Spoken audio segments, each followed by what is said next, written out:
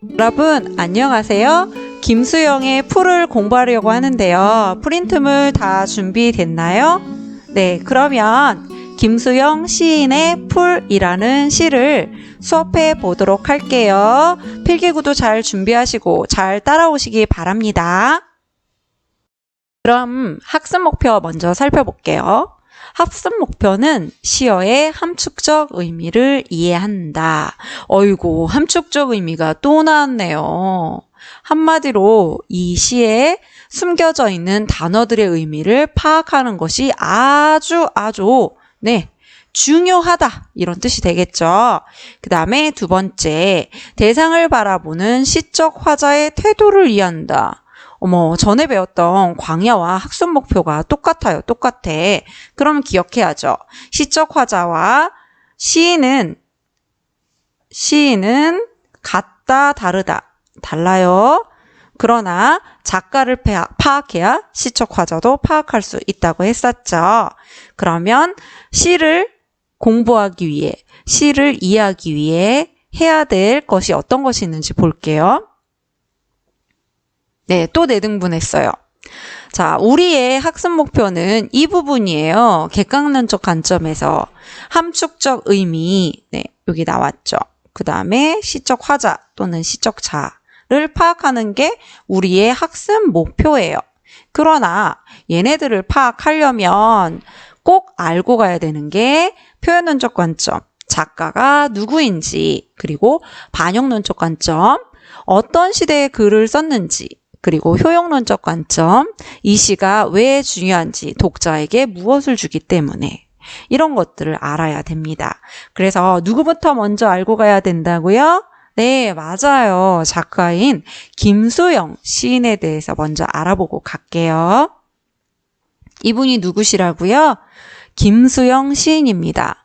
이름을 보고 혹시 여자 시인 아닐까 생각했나요? 아주 멋진 남자분이시네요. 어떤 시대에 사셨는지 볼게요. 김수영 시인은요, 1921년부터 1968년까지 사셨던 분이에요. 생각보다 아주 짧은 삶을 사셨네요. 일제 강점기를 거치고 6.25를 거치시고 그 다음에 1960년대까지 파란만장한 시기를 사셨던 분 같아요. 네, 이분이요, 1950년대부터 시를 쓰셨거든요. 그러니까 1950년대에는요, 모더니즘적인 작품을 썼어요. 되게 어려운 말이죠. 모더니즘이라는 것은 현대 문명을 비판하는 시를 썼다라는 뜻입니다. 자, 그러나 후기로 넘어가면서요, 한국을 대표하는 참여 시인으로 평가받고 있어요. 도대체 참여 시인이 뭘까? 그 밑에 바로 독재 정권 하에서 탄압과 압제에 맞서는 시를 쓰신 분이 바로 이분이세요. 이분은요, 1960년대를 대표하는 참여 시인입니다. 다시 한번요, 참여 시인은요, 독재 정권에 맞서는 시를 쓴 분이 바로 참여 시인이다라는 거 기억해 두세요. 그럼 어떤 시가 있느냐 하면요, 대표적인 시로는 풀, 그 다음에 폭포, 그 다음에 눈이 있어요. 이거 말고도 되게 많은데요. 여러분들 꼭꼭 또 기억해둬야 될 게 있어요. 김수영 시인은요, 수능이 사랑하는 대표적인 시인이에요. 그래서 학력평가원 문제라고 수능을 보기 전에 레벨을 테스트하기 위해서 보는 시험이 있는데요. 그 시험에 4번 이상 김수영의 시가 출제가 되었습니다. 그만큼 수능이 사랑하는 시인입니다. 자, 이분이요, 독재 정권 하에서 시를 썼어요. 얼마나 괴로웠을까요?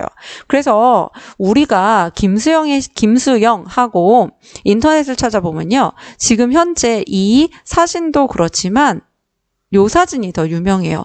굉장히 고민하는 모습을 담고 있죠. 그러면 김수영이 살았던 시대는 어떤 시대였을까요? 네, 김수영의 시가 가장 활기를 띄었고 가장 대표적인 시들은 1960년대에 나오게 되는데요. 김수영은 4.19 혁명을 몸으로 체험했던 사람이에요. 이승만 정권에 대해 맞서서 어른도 아이도 모두 나와서 민주주의를 외쳤던 4.19 혁명을 통해서 민주주의의 아름다움, 시민의 힘을 느꼈던 분이에요. 그러나 그 시민의 힘이 박정희 정권이 들어섬으로 인해서 완전히 무너지게 돼요. 그 속에서 그 시민의 힘을 노래하는 시를 썼던 분이 바로 김수영 시인입니다. 여러분 다시 한번 기억해야 돼요. 요 독재 정권에 맞서는 시를 썼던 시인을 뭐라고 한다고요? 참여시인이라고 한다는 거 기억해 두도록 하세요.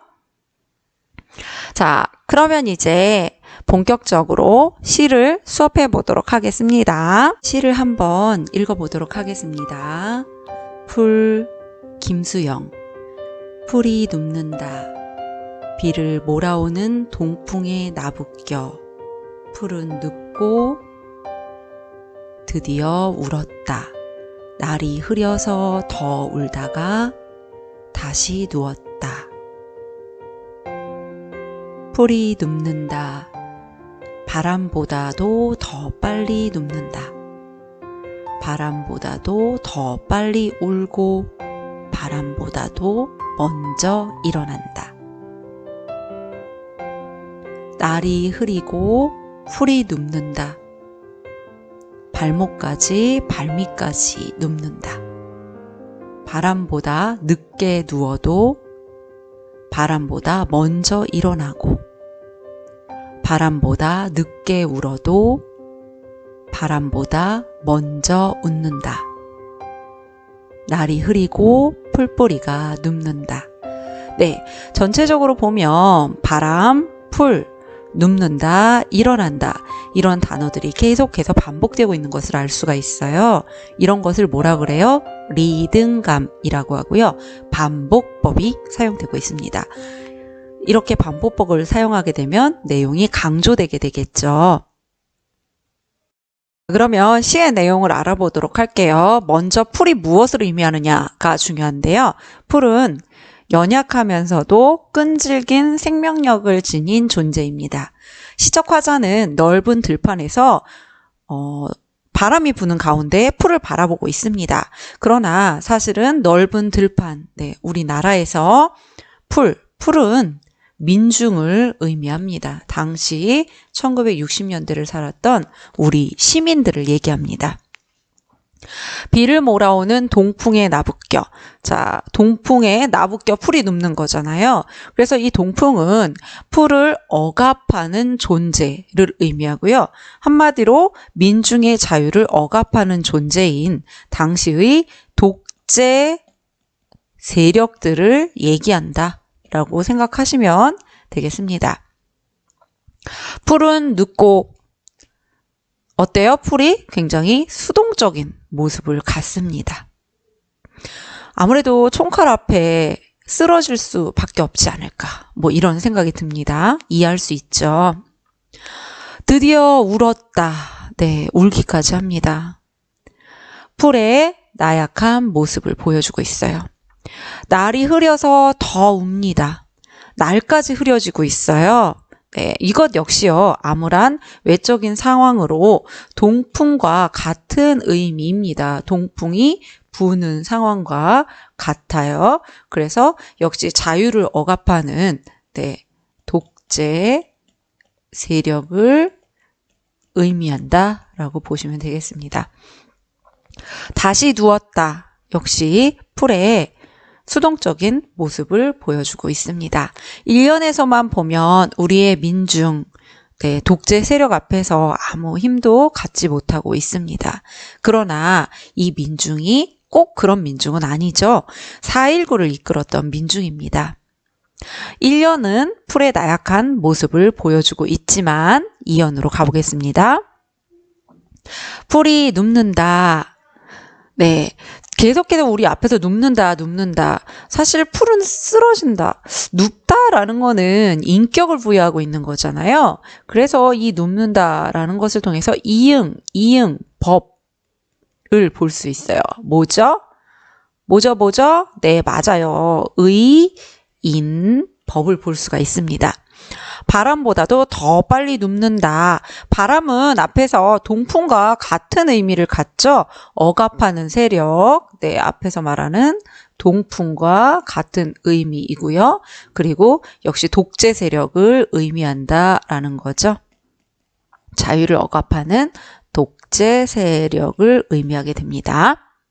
바람보다도 더 빨리 옵니다. 그러나 네, 바람보다 먼저 일어납니다. 네, 풀의 적극적인, 능동적인 행위를 볼 수가 있습니다.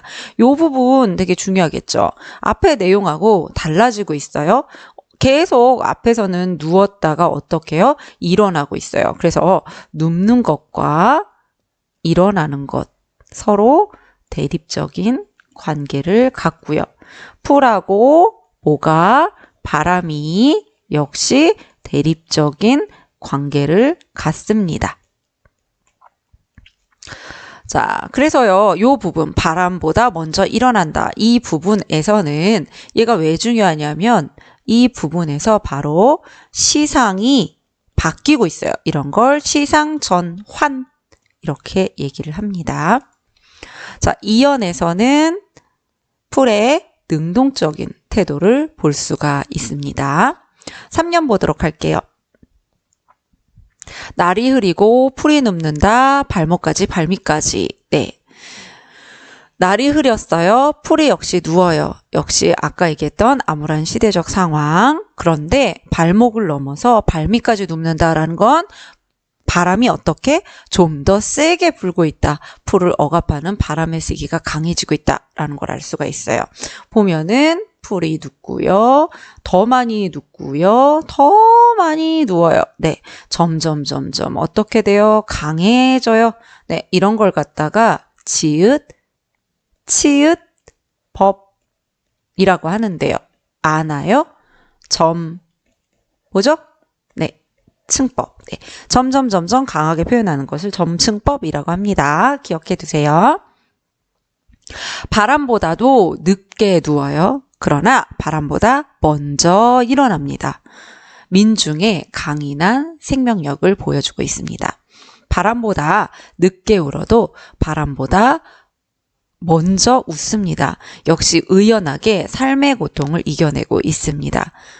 그래서 지금 이 시에서도 보면은 눕다와 일어나다가 역시 대립적 구조를 갖고요.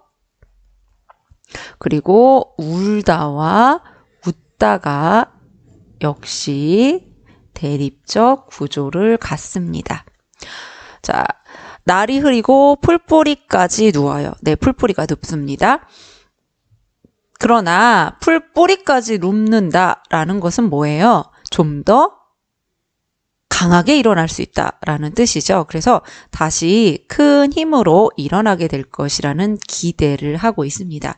자, 이 시적 화자 어떤 어조인가요? 아주 강한 목소리로 이야기하고 있죠. 네, 강한 어조로 이야기를 하고 있다라고 볼 수가 있습니다. 그래서 3년에서는 풀의 강인한 생명력을 볼 수가 있었습니다. 내용 정리해 보겠습니다. 학습 목표 첫 번째, 함축적 의미를 파악한다. 이 시에서 나타난 함축적 의미를 갖고 있는 단어, 제일 많이 나왔던 단어 빨리 말해보세요. 뭐죠? 맞아요. 풀이죠. 풀은 나약해 보이는 강한 존재. 나약해 보이지만 정말 강한 존재 맞아요. 네. 자, 민중을 의미했어요. 이 민중 어떤 존재였죠? 1960년대에는 4.19 혁명을 그리고 1980년대, 87년에는 6월 항쟁을 이끌었던 주역. 그래서 이 민중은 오늘날의 민주주의를 이끌었었습니다. 자, 그 다음 바람인데요. 바람은 풀을 굴복시키려는 존재예요. 누구였죠? 네, 맞아요. 군, 부, 독, 재, 세력. 군부 독재 세력이었죠. 자, 풀과 바람은 서로 대립성을 가졌었고요. 자, 그 다음 주제 볼게요. 주제는 무엇에 강한 생명력. 이거 너무하죠? 아직도 모르면 빨리 말해보세요. 민중의 강한 생명력. 자, 그 다음에 시적자, 시 속에서 말하는 사람은 무엇을 보며, 네, 뭘 보고 있었죠? 제목인, 네, 풀을 보며, 누구의? 민중의 무엇을? 생명, 네, 력을 느끼는 사람이에요. 자, 어조는 아주 강한 어조였고요. 표현법으로 여러 가지가 사용되었는데 먼저 사람이 아닌 것을 사람인 것처럼 표현하는 의인법. 그 다음에 점점 강하게 표현하는 점층법. 또 네, 똑같은 단어를 반복하는 반복법. 네, 이런 것들이 사용됐어요. 그리고 어떤 구조? 단어들이 서로 대립 구조를 가졌어요. 뭐랑 뭐가? 먼저 했던 바람과 누가? 풀이.